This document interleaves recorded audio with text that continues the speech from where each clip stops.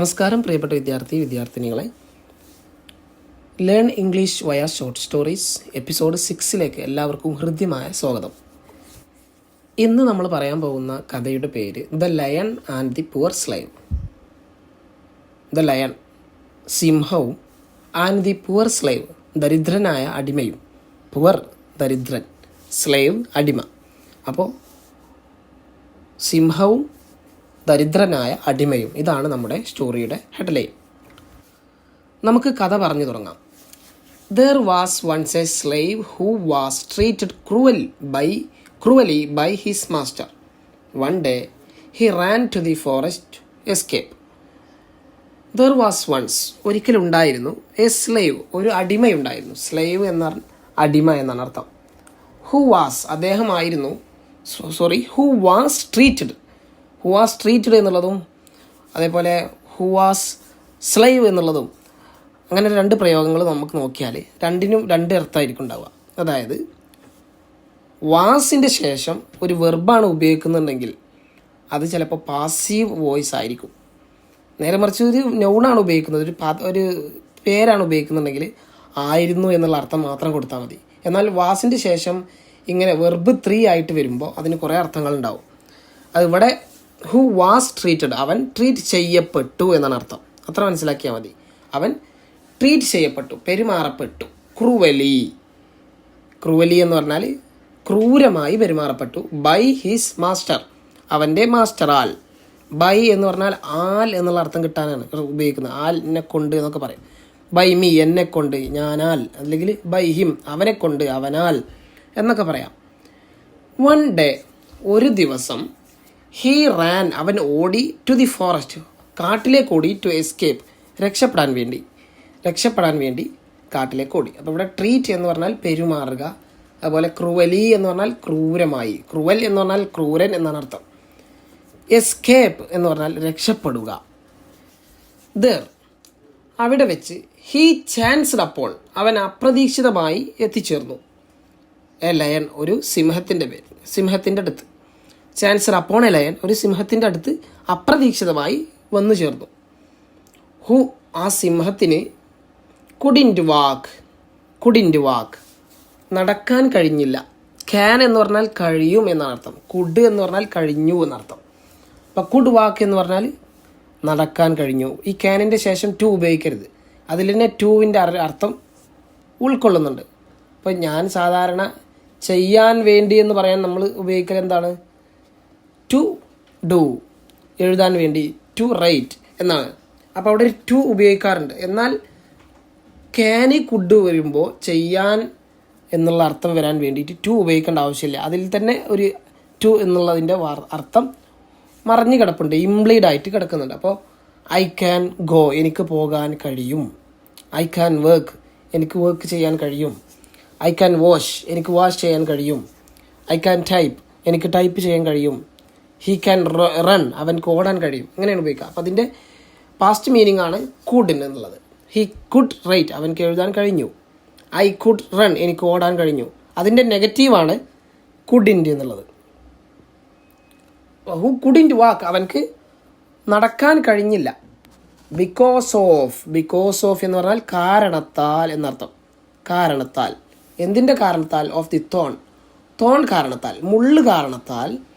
In its it's എന്ന് പറഞ്ഞാൽ അതിൻ്റെ എന്നർത്ഥം. അപ്പോൾ അതിൻ്റെ നഖത്തിനുള്ളിലെ മുള്ള് കാരണത്താൽ അതിന് നടക്കാൻ കഴിഞ്ഞിരുന്നില്ല. അങ്ങനത്തെ ഒരു സിംഹത്തിൻ്റെ മുന്നിൽ ഇവൻ എത്തിപ്പെട്ടു.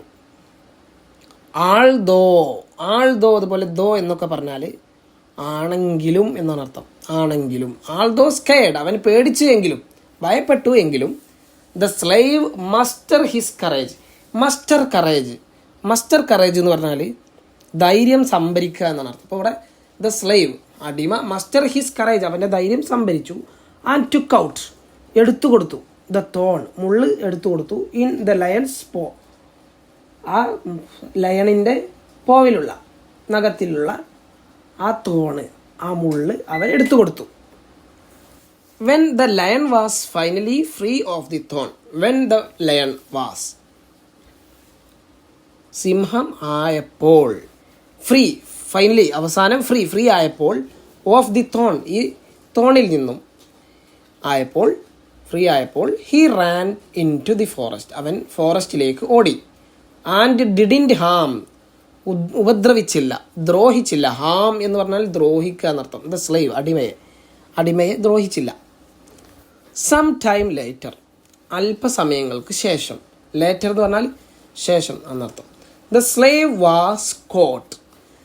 കോട്ട് എന്നുള്ള പദം നോക്കൂ. ക്യാച്ച് എന്നതിൻ്റെ പാസ്റ്റാണ് കോട്ട്. ഇവിടുത്തെ പദം പാസ്റ്റ് പാർട്ടിസിപ്പിളാണ്, വെർബ് 3 ആണ്. കാരണം ഇത് പാസീവ് വോയിസ് ആണ്. പാസീവ് വോയിസിൽ വെർബ് 3 ആണ് ഉപയോഗിക്കുക. വാസ് കോട്ട് എന്നർത്ഥം, എന്നാൽ അതിൻ്റെ അർത്ഥം പിടിക്കപ്പെട്ടു എന്നാണ് അർത്ഥം. പാസീവ് വോയിസ് ഒക്കെ നമുക്ക് പിന്നീട് വിശദമായിട്ട് പഠിക്കാം. ബൈ ഹിസ് മാസ്റ്റർ, അവൻ്റെ മാസ്റ്ററാൽ പിടിക്കപ്പെട്ടു. അലോങ് വിത്ത്, ഒരുമിച്ച്. സം ആനിമൽസ്, കുറച്ച് മൃഗങ്ങളുടെ കൂടെ. അപ്പോൾ കുറച്ച് മൃഗങ്ങളുടെ കൂടെ ഇയാളെ പിടിക്കപ്പെട്ടു. ഇൻ ദി ഫോറസ്റ്റ്, കാട്ടിൽ വെച്ച്. ദി മാസ്റ്റർ ദെൻ, ആ സമയത്ത്, ഓർഡേർഡ് ദ സ്ലൈവ്, സ്ലൈവിനോട് സ്ലൈവിനെ ഓർഡർ ഇട്ടു, ഉത്തരവിട്ടു. എന്തിന്? ടു ബി ത്രോൺ, തള്ളാൻ. ത്രോ എന്ന് പറഞ്ഞാൽ തള്ളുക, എറിയുക എന്നൊക്കെയാണ്. അതിൻ്റെ വെർബ് 2 ആണ്, ത്രൂ. അതിൻ്റെ വെർബ് 3 ആണ്, ത്രോൺ. ത്രോൺ എന്നാണ് പറയുക. Into the lion's den, ആ സിംഹത്തിൻ്റെ ഡെന്നിലേക്ക്. ഡെൻ എന്ന് പറഞ്ഞാൽ വൃത്തിഹീനമായ പാർപ്പിടം എന്നാണ് അർത്ഥം ശരിക്കും. ആ പാർപ്പിടത്തിലേക്ക് തള്ളാൻ ഓർഡർ ഇട്ടു. അങ്ങനെ ഇദ്ദേഹത്തെ കൂട്ടിലടച്ചു. When the slave saw, slave കണ്ടപ്പോൾ, ഈ അടിമ കണ്ടപ്പോൾ, ദി ലയൺ, ആ സിംഹത്തെ കണ്ടപ്പോൾ, ഹി റെക്കഗ്നൈസ്ഡ്, അവനക്ക് മനസ്സിലായി, തിരിച്ചറിഞ്ഞു, ഇറ്റ്, ആ സിംഹത്തെ. ആസ് ദി ലയൺ, ആസ് എന്ന് പറഞ്ഞാൽ ആയിട്ട്, ആണെന്ന് എന്നൊക്കെയാണ് അർത്ഥം. അപ്പോൾ ആണെന്ന് മനസ്സിലായി. ഹി ഹെൽപ്ഡ്, അവൻ സഹായിച്ച സിംഹമാണെന്ന് മനസ്സിലായി. ഇൻ ദി ഫോറസ്റ്റ്, കാട്ടിൽ വെച്ച് സഹായിച്ച സിംഹമാണിതെന്ന് അവനക്ക് മനസ്സിലായി. സോ അതുകൊണ്ട് തന്നെ ദ സ്ലൈവ് കുഡ് എസ്കേപ്പ്, അതുകൊണ്ട് തന്നെ ദ സ്ലൈവ് കുഡ് എസ്കേപ്പ്, അടിമക്ക് രക്ഷപ്പെടാൻ കഴിഞ്ഞു. ദ ഡെൻ, ആ ഡെന്നിൽ നിന്നും. അൺഹാംഡ്, പേടിയില്ലാതെ, ഭയരഹിതമായി എന്നൊക്കെ അർത്ഥം, അപായരഹിതമായി. ആൻഡ് ഹി ഫ്രീഡ്, അവൻ ഫ്രീഡ് ചെയ്തു. ഫ്രീഡ് എന്ന് പറഞ്ഞാൽ മോചിപ്പിക്കുക എന്നർത്ഥം. മോചിപ്പിച്ചു. ഓൾ ദി അതർ ആനിമൽസ്, മറ്റു എല്ലാ മൃഗങ്ങളെയും. ഇതാണ് കഥ.